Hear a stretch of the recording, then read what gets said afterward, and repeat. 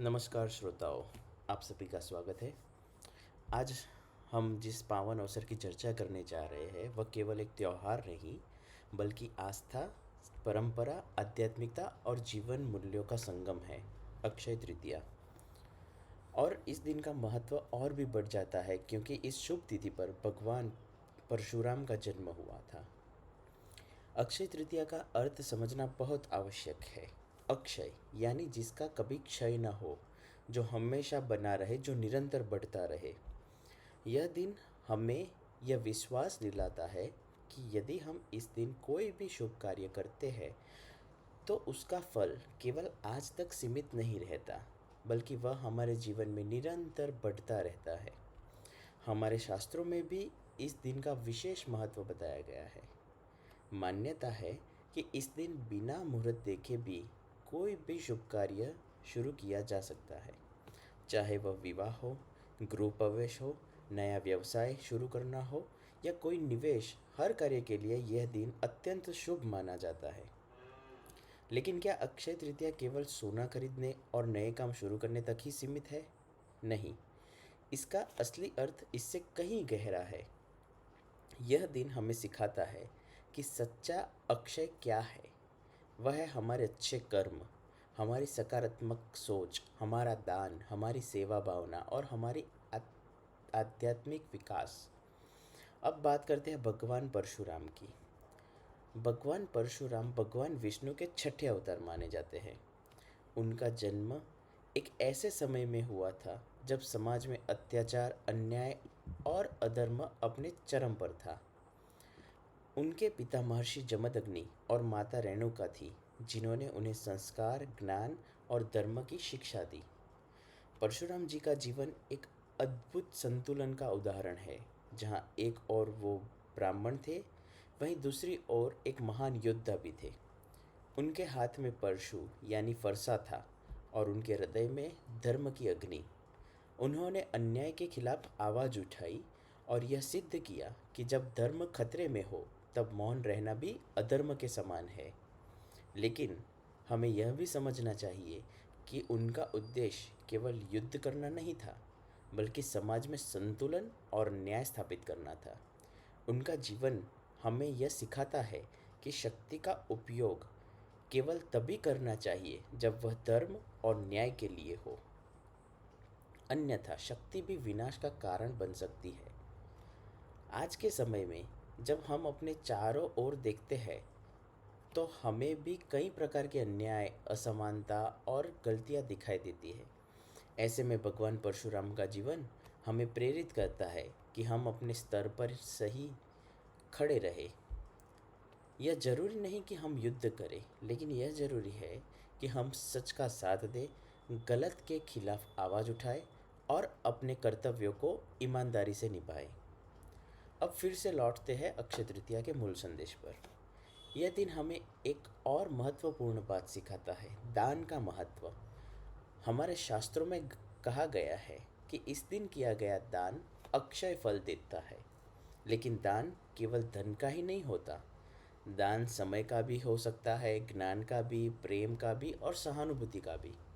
किसी ज़रूरतमंद की मदद करना, किसी दुखी व्यक्ति को सहारा देना, किसी को प्रेरित करना, ये सभी ऐसे दान हैं जो वास्तव में अक्षय है। आज की भागदौड़ भरी जिंदगी में हम अक्सर यह भूल जाते हैं कि असली खुशी कहाँ है। हम भौतिक चीज़ों के पीछे भागते रहते हैं, लेकिन अंत में सुकून वहीं मिलता है जहाँ संतोष और सेवा होती है। अक्षय तृतीया हमें यही याद दिलाता है कि जीवन में केवल कमाना ही नहीं, बल्कि बांटना भी जरूरी है। तो इस पावन अवसर पर आइए हम कुछ संकल्प लें कि हम अपने जीवन में सच्चाई को अपनाएंगे, हम अपने कर्मों को बेहतर बनाएंगे, ज़रूरतमंदों की सहायता करेंगे और हमारी भीतर की अच्छाई को कभी ख़त्म नहीं होने देंगे।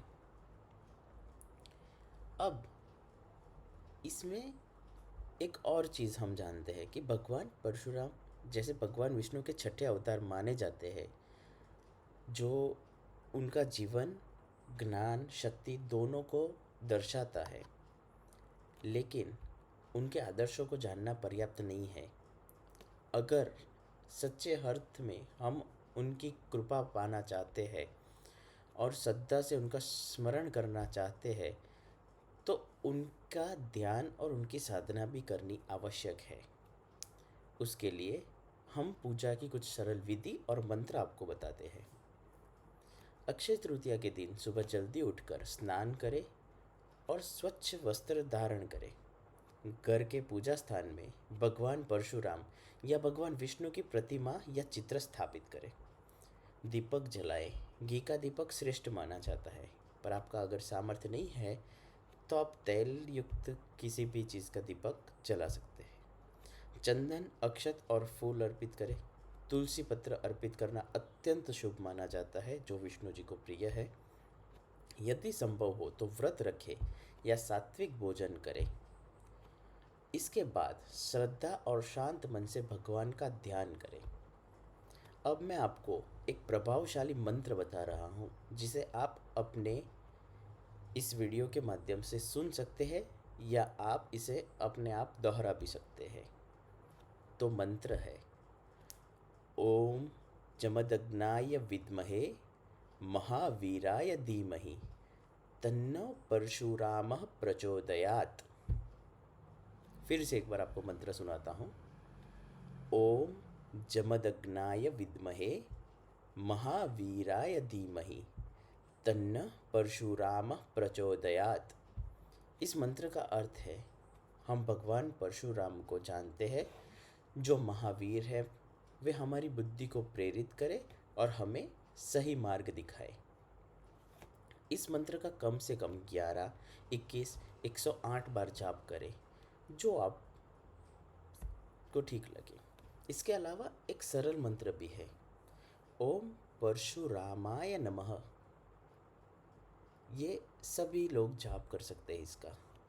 अगर आप इसके दिन दान करते हैं जप के पश्चात, तो अन्नदान, वस्त्रदान या ज़रूरतमंदों की सहायता कर सकते हैं। इससे इसका फल कई गुना बढ़ जाता है। श्रोताओं, अक्षय तृतीया केवल एक परंपरा नहीं है, बल्कि एक अवसर है अपने जीवन को बेहतरीन बनाने का, अपने कर्मों को शुद्ध करने का और अपने भीतर की अच्छाई को जगाने का। भगवान परशुराम हमें यह सिखाते हैं कि सत्य के लिए खड़े होना चाहिए। सत्य के लिए खड़े होना ही सच्ची भक्ति है। तो इस पावन पर अवसर पर आइए हम संकल्प लें कि हम अपने जीवन में धर्म का पालन करेंगे, सत्य का साथ देंगे और ज़रूरतमंदों की सहायता करेंगे। अंत में भगवान परशुराम से यही प्रार्थना है कि वे हमें शक्ति, साहस और सद्बुद्धि प्रदान करें। आप सभी को अक्षय तृतीया और भगवान परशुराम जयंती की हार्दिक शुभकामनाएं। धन्यवाद।